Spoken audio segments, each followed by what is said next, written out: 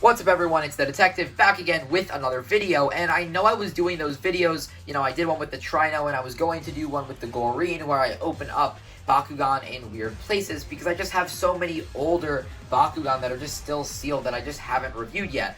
But I actually took a closer look at this and I realized that this pack isn't actually that old. As you can see, this is the Ventus Howlkor Translucent, and I'm pretty sure that this released back in like April or May, so it's still pretty old, but it's not super old, at least compared to that other Battle Planet stuff, so I felt like it warranted a proper review. You can see the box itself is really just damaged just from sitting, in a stack of other stuff next to my desk for so long, but you can see on the back we got Centipod, Thrax, Enoch, and Howlkor, so yeah, without further ado, I'm going to open this up and let's take a look at the contents.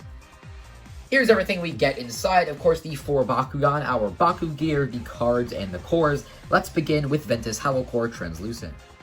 Translucent Bakugan have really been a highlight of this year for the toy line specifically. Of course, these don't do anything in the game, thankfully, because otherwise people would be scalping them like crazy. However, the Translucent Bakugan just look really nice in general. And the Howlkor Ultra Armored Alliance is not my favorite iteration of Howlkor. In fact, it's one of my least favorites. But nonetheless, in its translucent plastic, it still looks really, really cool.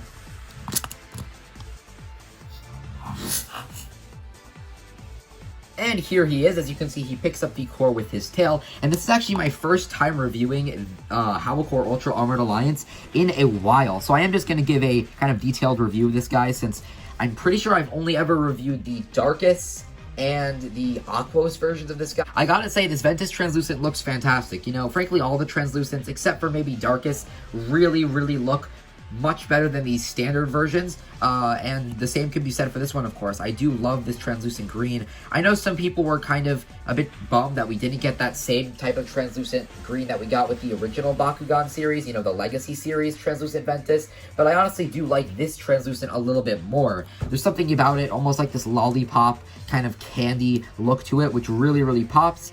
It really just seems like every time a Howlkor is released, there's something that's really, really weird about the proportions. I know it's hard to design these things, but I'm really hoping that if Howlkor ever returns, we do get a better variation of him. And for the card, he has a double green fist, 600 for it, definitely not too good.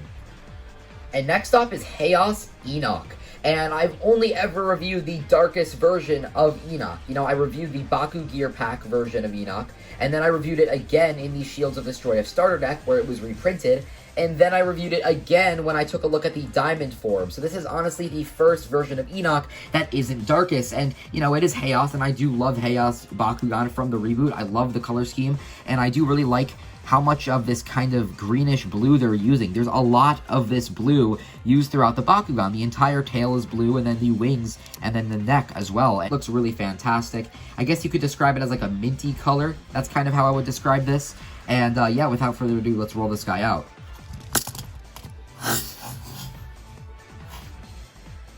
And here is Haos Eenoch, and Enoch is still one of my favorite Armored Alliance designs. And one thing that I really like about Enoch, which a lot of people don't like, is actually the fact that the horns are manual.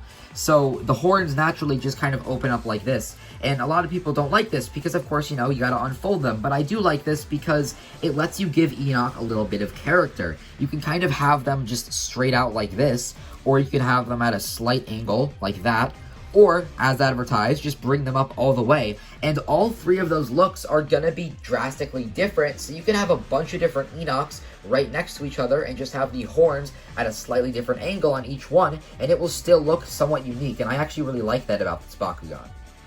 I remember when I first saw this character card, I was actually really excited. I first saw this character card like a while ago when this first released, and again, I think it was April or May when this first released. I was really excited because it was the double shield, 600 B power, 1 damage, and on a shield, plus 6 damage. I thought that was really promising, but then a sync came in, and then there's also the fact that, there's Haos Pegatrix Ultra, which is just infinitely better than this. So, unfortunately, I don't think this is that good, but if Sync didn't exist, then if Haos Pegatrix Ultra didn't exist, or if Haos Pegatrix Ultra wasn't as broken as it is, I feel like this could actually see a little bit of play.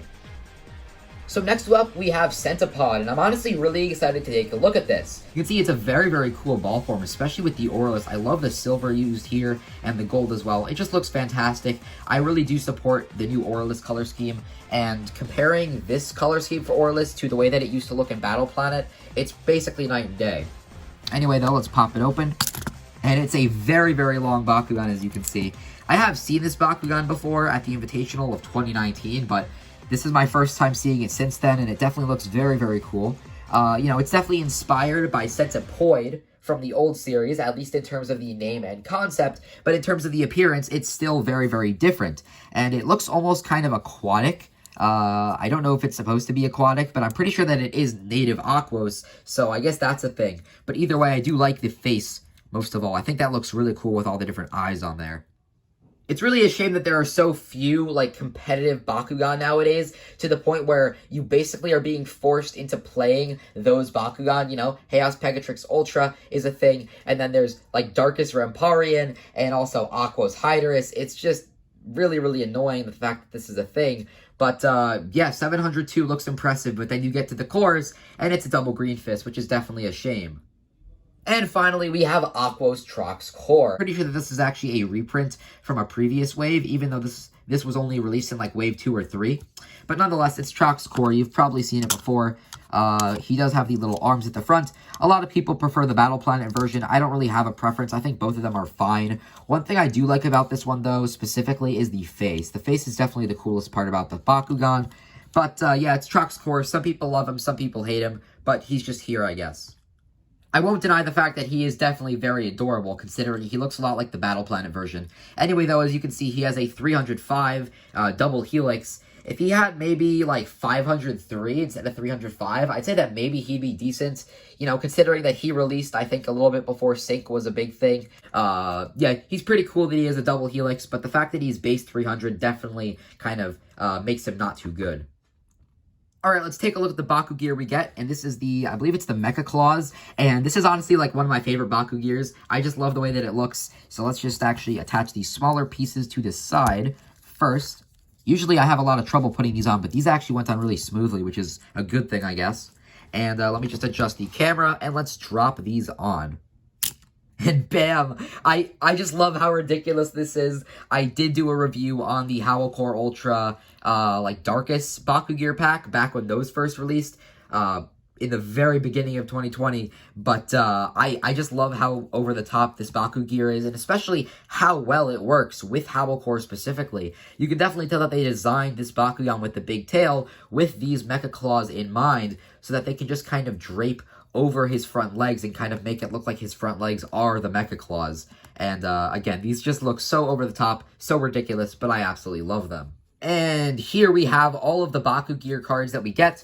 Baku Thrusters, 4 for 303. Again, the only Baku Gear that you'll be getting in these packs are just the generic kind of, like, vanilla ones, basically. Hayo Bracers for 6, 1000. I remember using this a lot in the Invitational. Silent Spears for 5, 500. And then Ventus Smashers for 2, 200. I don't think any of these are specifically good. I remember, like, I think Baku Thrusters and Hayo Bracers were kind of good when the game, or when Armored Elite first released, and when these toys first released. But nowadays, there's so many good Baku Gear and, like, Fusion Force, and also some other really good Baku Gear and Armored Elite, that these kind of aren't really good anymore. Here are all the new Baku cores that we get in this set, and honestly, these aren't all too bad. It's actually kind of shocking, but I do recall in the beginning, when Armored Elite stuff was coming out, most of the products actually contained some pretty good Baku cores. And I can say the same about this one, you know, 150 plus 2, this is the best generic fist. The 50 plus 1, then minus 2 to gear, it's not horrible, not great either. This one's okay, this one's not good. I think these are both pretty good. The 400 minus 1 damage and then minus 1 gear. This one is pretty good, and I think that this one's also okay. But overall, like, I think about half these cores are actually pretty decent, and that's actually somewhat surprising. So guys, that was my review on the Translucent Ventus Howlkor and the Haos Eenoch Baku Gear Battle Pack. Is this a cool pack? Definitely. But can I recommend it? Definitely not, especially since we've seen so many new Bakugan come out since this released. Like, this was released before Fusions were released, So even though fusions aren't too good, none of the Bakugan in this pack are specifically good either. Granted, 3 out of the 4 Bakugan honestly look fantastic. I don't care for the Aquos Trox. However, the Centipod looks great because it's aureless. This is great, even though I hate the design, because it's in this Translucent Ventus. And then, even though I'm not the biggest fan of the color scheme compared to the other Enochs, I do still love the Haos color scheme, as you can tell from the video. Enoch is just a fantastic design. It still is one of my favorite Ultras from this year. So it's a cool pack for, I guess, collectors or for people who are just collecting the different designs. But competitively, other than the Baku cores, there really isn't anything good about this pack. And there are some far better ones, like, for example, the Darkest Ramparian pack. That was also a battle pack in the same exact wave as this one, and I can definitely recommend that one more, simply because Darkest Ramparian is included. Anyway, though, guys, thank you so much for watching. I'm the Detective, and I'll see you in the next one. Peace out.